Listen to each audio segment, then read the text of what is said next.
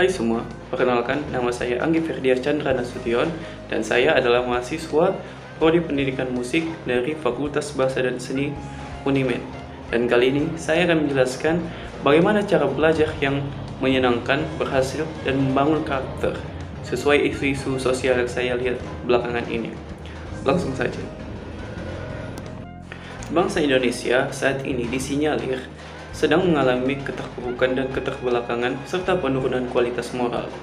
Hal ini ditandai dengan munculnya degradasi moral yang tidak saja menimpa kalangan pelajar dan mahasiswa, tetapi keadaan yang sudah mewabah di masyarakat luas. Secara kasat mata, degradasi moral itu tampak pada perilaku keseharian masyarakat seperti tergesernya nilai sopan santun dan penyimpangan perilaku yang lainnya seperti mabuk, seks bebas, narkoba, tawuran, kebut-kebutan, dan sebagainya. Lebih luas lagi, degradasi moral itu sudah mewabah secara kronis seperti berbohong, mencuri, berjudi, absorpsi, bahkan pembunuhan. Permasalahan tersebut terus berkembang di masyarakat, sepertinya menjadi tidak terkendali yang kemudian menjadi penyakit sosial yang semakin parah. Seperti merebaknya paham individualis, yakni lebih suka mementingkan kepentingan diri sendiri daripada kelompok, daripada teman kerja dalam bermasyarakat.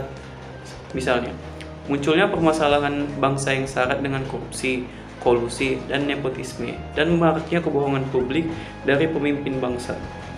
Nah, di kalangan pelajar dan mahasiswa, degradasi moral ini tidak kalah diperhatikan. Kebiasaan mencontek pada saat ulangan atau ujian masih saja dilakukan. Keinginan lulus dengan cara mudah dan tanpa kerja keras pada saat ujian nasional menyebabkan mereka berusaha mencari jawaban dengan cara yang tidak beretika. Mereka mencari bocoran jawaban dari berbagai sumber yang tidak jelas, apalagi jika keinginan lulus dengan mudah bersifat institusional karena direkayasa atau dikondisikan oleh pimpinan sekolah dan guru secara sistematik. Perilaku tidak beretika juga ditunjukkan oleh mahasiswa. Lihat plagiarisme atau penciptakan karya ilmiah di kalangan mahasiswa juga masih bersifat masif, di mana-mana bisa ditemui. Bahkan ada yang dilakukan oleh mahasiswa program dokter. Fenomena lain yang mencoreng citra pelajar adalah maraknya geng pelajar atau geng motor. Perilaku mereka bahkan seringkali menjurus pada tindakan kekerasan atau bullying yang meresahkan masyarakat dan bahkan tindakan kriminal seperti pemalakan, penganiayaan, dan bahkan pembunuhan.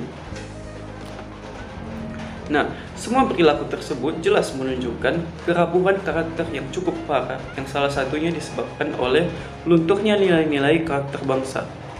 Dalam konteks ini, karakter merupakan nilai-nilai perilaku manusia yang berhubungan dengan Tuhan Yang Maha Esa, diri sendiri, sesama manusia, lingkungan, dan kebangsaan yang terwujudnya dalam pikiran, sikap, perasaan, perkataan, dan perbuatan berdasarkan norma-norma agama, hukum, tata krama, budaya, dan adat istiadat.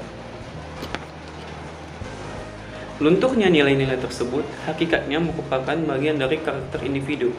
Individu yang memiliki karakter yang baik adalah individu yang bisa membuat keputusan dan siap mempertanggungjawabkan setiap akibat dari perbuatannya. Demikian sebaliknya, individu yang berkarakter jelek jauh dari perbuatan terpuji.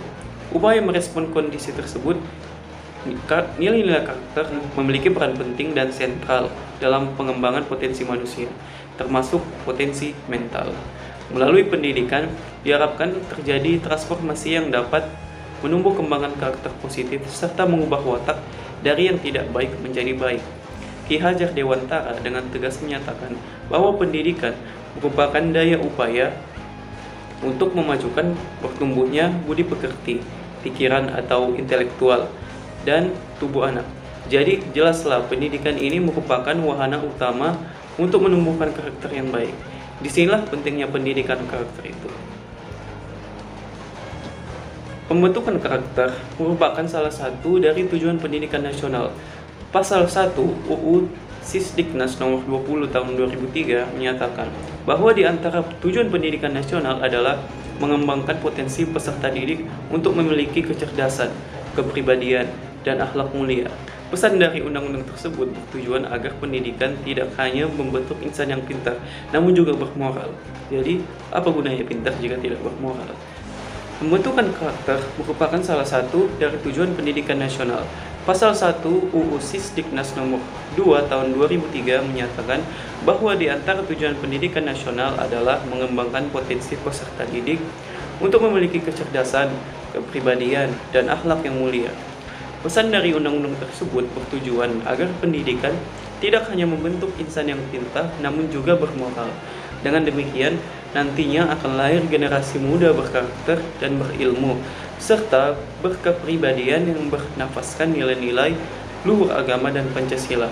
Tujuan pendidikan nasional yang bersifat normatif ini harus dijabarkan, dieksplisitkan, dan diimplementasikan dalam praktik pembelajaran, termasuk pembelajaran di sekolah, yang mana murid-muridnya masih tergolong labil, dan mereka perlu arahan dan santunan maupun hal-hal yang lain untuk mengembangkan potensi dan minat dalam diri mereka sendiri, agar mereka tidak terjerumus ke dalam hal-hal yang tidak diinginkan.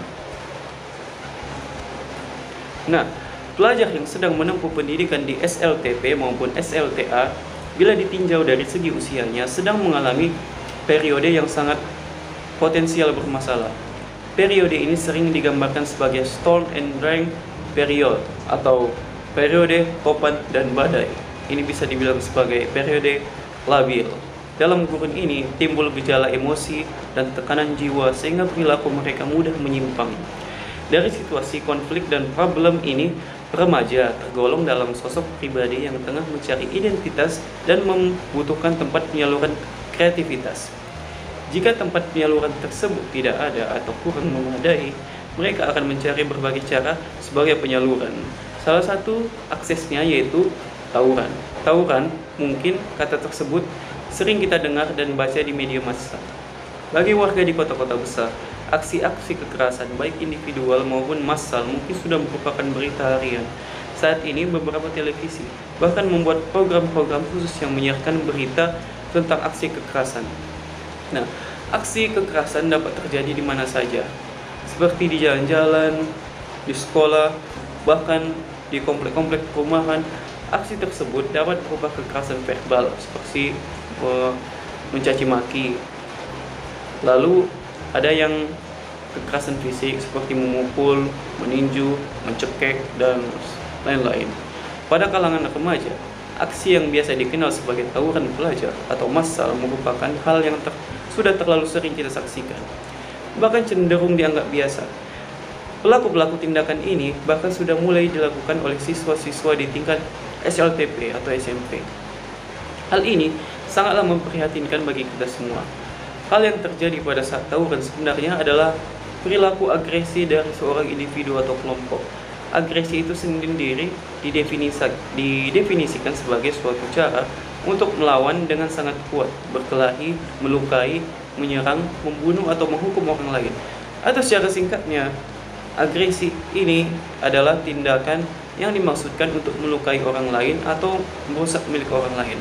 Tawuran pelajar secara kuantitas sebenarnya boleh dikatakan kecil, seperti di kota-kota besar. Namun dari segi isu, korban dan dampaknya, tawuran tidak bisa dianggap enteng, karena ini akan menjamur. Jumlah korban tewas akibat tawuran pelajar sejak 1999 sesuai statistik yang pernah saya baca, hingga kini yang tercatat mencapai 26 orang. Ini belum termasuk yang luka berat dan ringan dan semacamnya. Secara sosial, tawuran juga telah meresahkan masyarakat, dan secara material banyak fasilitas umum yang rusak, seperti dalam kasus pembakaran, pelemparan bus umum, mereka memakai rantai-rantai atau apalah. Itu banyak merusak fasilitas umum dan juga menimbulkan keresahan masyarakat. Bagaimana jika ada yang dari luar kampung, dari luar kota datang ke kotanya, tiba-tiba ada tawuran pelajar, dia pasti merasa tidak aman dalam mobil. Jadi, hal ini termasuk hal yang harus diminimalisir. Setidaknya ada 3 faktor yang mempengaruhi tingkat kerawanan sekolah, yang tentunya berpengaruh pada siswa-siswa SLTP dan SLTA. Pertama adalah faktor fisik sekolah, seperti berdekatan dengan pusat-pusat hiburan atau keramaian, kurangnya sistem pengamanan lingkungan, serta tidak tersedianya sarana yang membuat anak-anak betah di sekolah.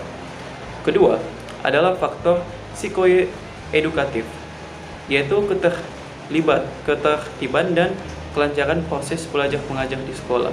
Ketiga adalah faktor efektivitas interaksi edukatif di sekolah.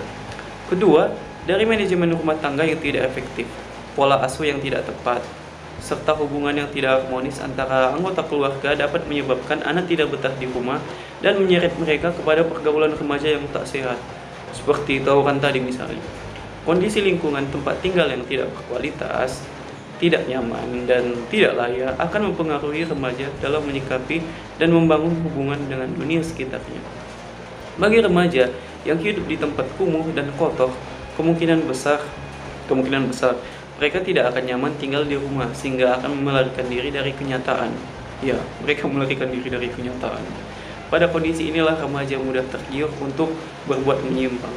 Karena lepas dari norma dan pengawasan di rumah, mereka akan merasa bebas.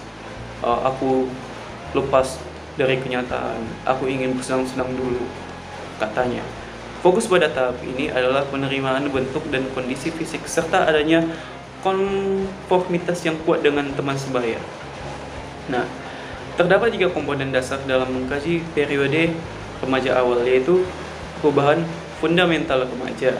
Pendidikan adalah usaha sadar terencana untuk mewujudkan suasana belajar dan proses pembelajaran agar peserta didik secara aktif mengembangkan potensi dirinya untuk memiliki kekuatan spiritual keagamaan, pengendalian diri, kepribadian, kecerdasan, akhlak mulia, serta keterampilan yang diperlukan dirinya, masyarakat, bangsa, dan negara. Sehingga pendidikan nasional berfungsi mengembangkan kemampuan dan membentuk watak serta peradaban bangsa yang bermartabat dalam rangka mencerdaskan kehidupan bangsa. Nah, hal ini bertujuan untuk berkembangnya potensi peserta didik agar menjadi manusia yang beriman dan bertakwa kepada Tuhan Yang Maha Esa, dan lalu berakhlak mulia, sehat, berilmu, cakap, kreatif, mandiri, dan menjadi warga negara yang demokratis serta bertanggung jawab, yang pada hakikatnya sangat dekat dengan peranannya membentuk manusia berkarakter baik.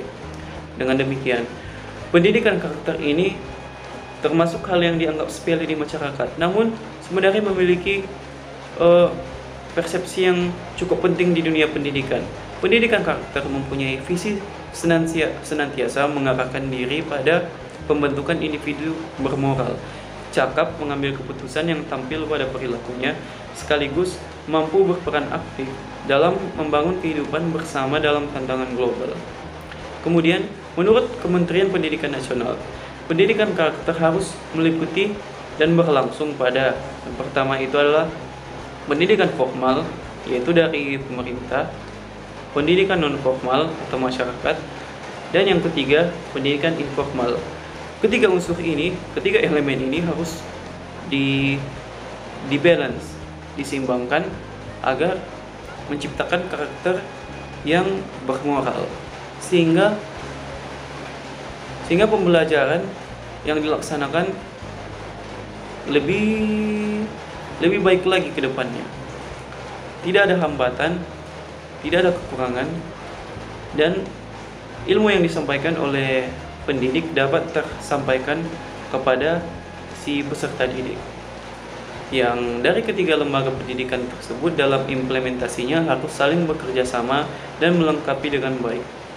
Hal demikian dilakukan agar terbentuknya sebuah kondisi dan suasana yang kondusif serta nyaman dalam proses pendidikan dan pembentukan karakter bagi setiap manusia. Baiklah, cukup sekian video ini. Semoga video ini dapat bermanfaat bagi kita semua. Baiklah, saya undur diri dan sampai jumpa.